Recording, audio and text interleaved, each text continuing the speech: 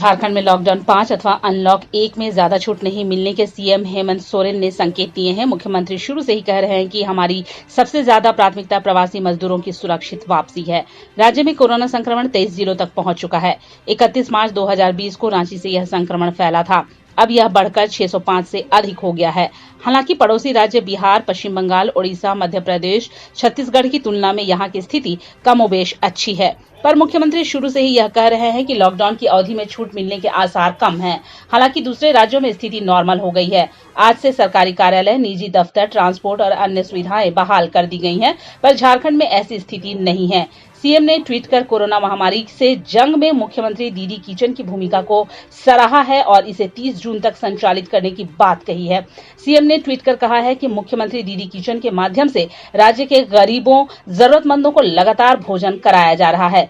CM ने tweet कर लिखा है कि इस आपदा की घड़ी में भूख से लड़ने में दीदी किचन का अहम योगदान रहा है और शायद पूरे देश में यह एकमात्र ऐसा प्रयोग रहा जो पूरी तरह से सफल रहा। साथ ही साथ दीदी किचन के अलावा राज्य में 1400 से अधिक दाल भात केंद्र संचालित है। हर बड़े पुलिस थाने में कम्युनिटी किचन संचालित है।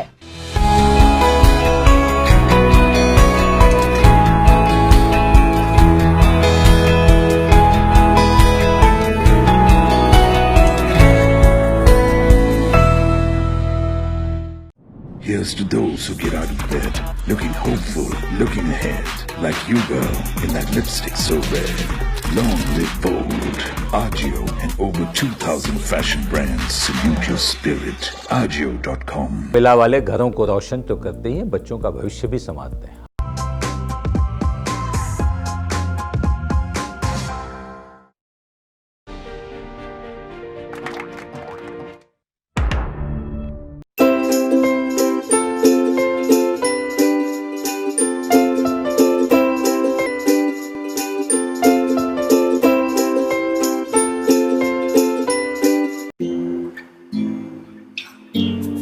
हर घर चुपचाप से ये कहता है, अच्छा लगता है जब सब कोई अंदर रहता है।